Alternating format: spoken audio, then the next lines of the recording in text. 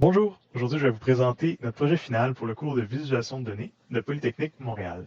Comme sujet pour notre projet, nous avons choisi le marché des développeurs. Et pour pouvoir répondre à plusieurs questions à ce niveau-là, nous avons utilisé le sondage fait par le site de Stack Overflow pour l'année 2020. C'est un sondage qui a été pris par plus de 65 000 personnes et développeurs à travers le monde. Et puis donc, qui pose une soixantaine de questions différentes. Et puis à partir de celles-ci, nous avons donc fait différentes visualisations pour répondre à plusieurs questions. Donc sans tarder, commençons. Notre première visualisation présente le portrait démographique des répondants du sondage. Donc, nous avons réutilisé ici la pyramide d'âge standard, sauf que nous avons ajouté aussi une dimension au niveau de l'ethnicité des répondants. Donc, à gauche, on peut voir les hommes, à droite, les femmes. Donc, on peut rapidement voir qu'il y a beaucoup plus d'hommes que de femmes qui ont répondu et que les groupes d'âge majoritaires sont ceux de 25-30 et 30-35 ans. On peut voir aussi que l'ethnicité la plus majoritaire est celle des Blancs qui sont présentés en bleu ici. Euh, on trouvait que ça pouvait être difficile, par exemple, de voir l'évolution d'une communauté comme les Sud-Asiatiques. Donc, nous avons rajouté la fonctionnalité que nous pouvons cliquer sur une des ethnicités pour qu'elle vienne à son tour proche de la ligne du zéro, ce qui rend l'analyse de l'évolution pour cette ethnicité beaucoup plus facile à faire. Puis donc ici, on peut répondre à plusieurs questions comme les proportions de chaque ethnicité pour chaque groupe d'âge et encore comparer hommes-femmes facilement pour voir comment évolue la population démographique des développeurs. La visualisation suivante présente les technologies qui ont été utilisées par le passé par les répondants du sondage et ceux que ceux-ci souhaiteraient utiliser l'année suivante. Donc, on a présenté ici, il y a plusieurs dimensions à ces technologies-là. Ici, on est dans la technologie des langages de programmation. Puis donc, on peut voir que JavaScript a été le langage qui a été le plus utilisé l'année passée avec 71 présentement, on voit qu'on est classé par langage utilisé, donc qui sont les bandes bleu foncé. Si jamais on souhaite plutôt classer par langage que les répondants voudraient utiliser, on n'a qu'à cliquer sur la légende, puis les barres se font réordonner. On voit que c'est encore JavaScript qui est premier à ce moment-ci. Mais on peut suivre, par exemple, un langage comme VBA, qui est très peu désiré pour l'année suivante, mais quand on retourne à la vue travaillée par le passé, qui est plus en milieu de peloton pour l'utilisation. Donc, on peut un peu dire quels langages sont tendance ou moins tendance, puis lesquels sont utilisés.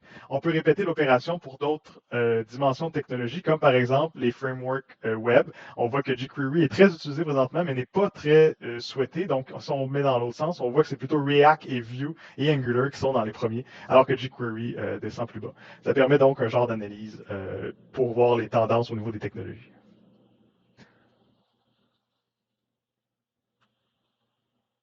La visualisation suivante avait pour but de répondre à la question est-ce qu'on doit apprendre plus quand on est dans une petite entreprise ou dans une grosse entreprise? Avec l'idée que quand on est dans une petite start-up, il faut apprendre un peu de tout, alors que dans les grosses entreprises, on est peut-être spécialisé dans un domaine et on n'a plus vraiment besoin de se mettre à jour.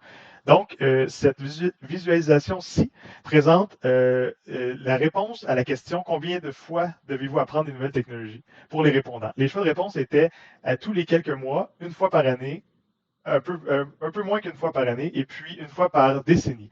On a défini que moins qu'une fois par année était peu fréquent, c'est pour ça qu'on l'a mis en bleu dans deux teintes différentes, alors que plus d'une fois par année était plus fréquent. Donc, on les a mis en rouge pour ceux-ci. Euh, donc, cette séparation des couleurs permet de voir rapidement que globalement, ça change peu d'année en année. La ligne entre le rouge et le bleu reste à peu près constante. C'est des conclusions comme ça qu'on peut établir. Comme vous avez pu remarquer, quand on met la souris sur une des catégories, le pourcentage de chacune des barres associées à cette catégorie apparaît. Et puis autrement, si on survole des barres, on peut voir les valeurs de chacune. On a mis aussi une ligne au 50% qui représente un peu la réponse médiane. Donc on voit que la réponse médiane des répondants est une fois par année. Puisque le 50% croise cette ligne-là, et ça, peu importe la taille de la compagnie.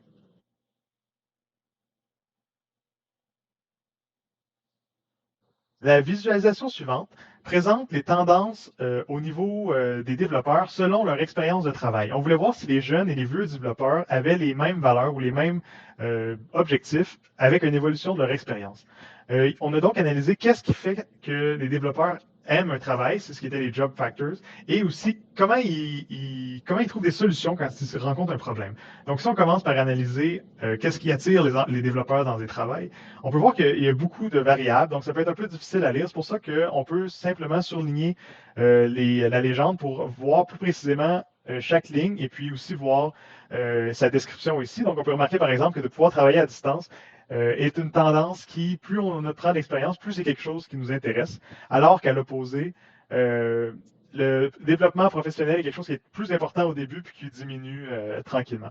On a aussi fait en sorte qu'on pouvait survoler un point dans le graphique et puis on a les informations sur ce point-là, en plus d'avoir la variation par rapport au point précédent. Donc, par exemple, si je me mets ici, on voit qu'on a une variance de plus 4% par rapport au point précédent, alors qu'ici, c'est un moins 0,97%.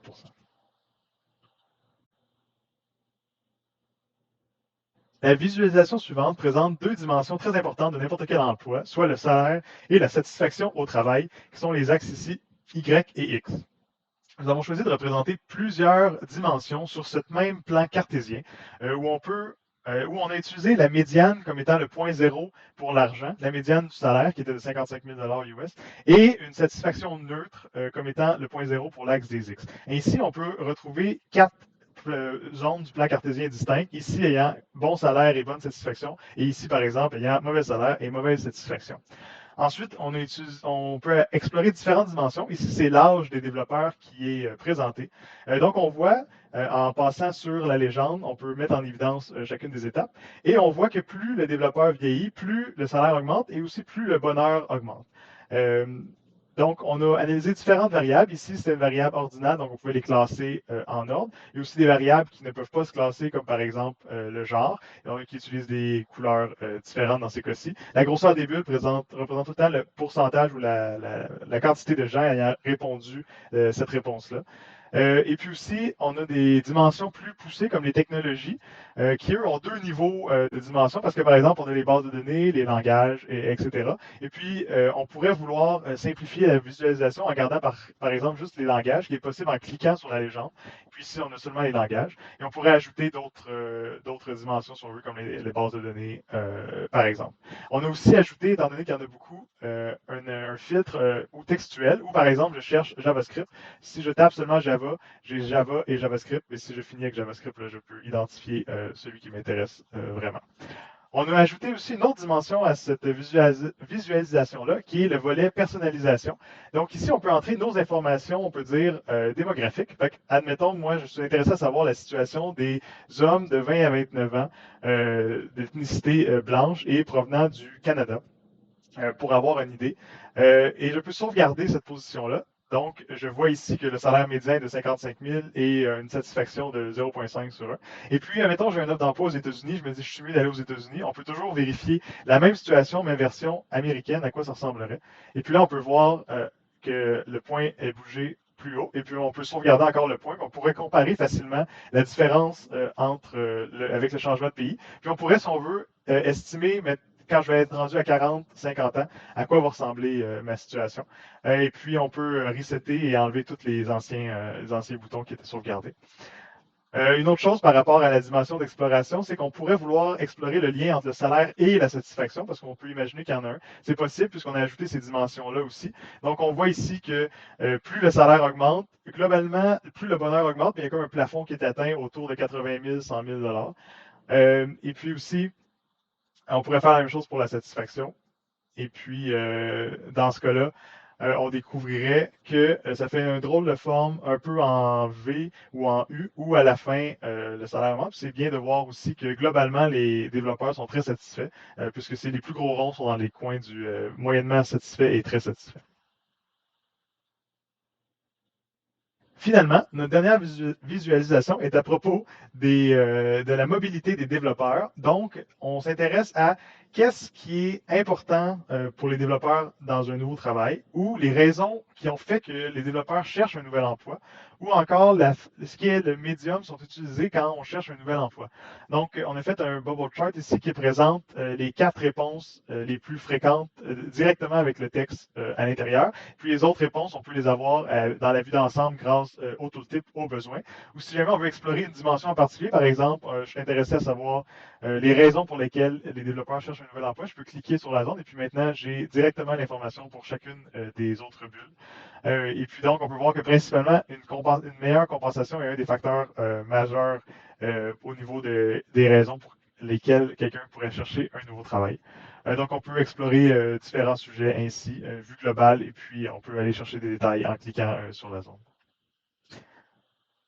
Donc, ceci conclut la présentation de notre projet. Comme vous avez pu voir, on a essayé de répondre à plusieurs questions variées au niveau du marché des développeurs, que ce soit sa démographie générale, la fréquence d'apprentissage, les technologies les plus intéressantes présentement et à venir, la satisfaction et le salaire selon différents critères, et aussi la mobilité des développeurs. Qu'est-ce qui fait qu'un développeur change d'endroit? On trouvait que ça, c'est très pertinent dans le contexte où présentement, il y a une grande demande sur les développeurs, et puis ça peut être difficile de juger si une opportunité est intéressante ou non, et de connaître l'état du marché en général. C'était vraiment un projet qui nous touchait de très proche, puisque nous sommes nous-mêmes des étudiants finissants qui allons bientôt entrer sur le marché du travail. Et puis donc, nous espérons que ça pourra vous aussi vous avoir éclairé un peu sur certaines questions que vous avez.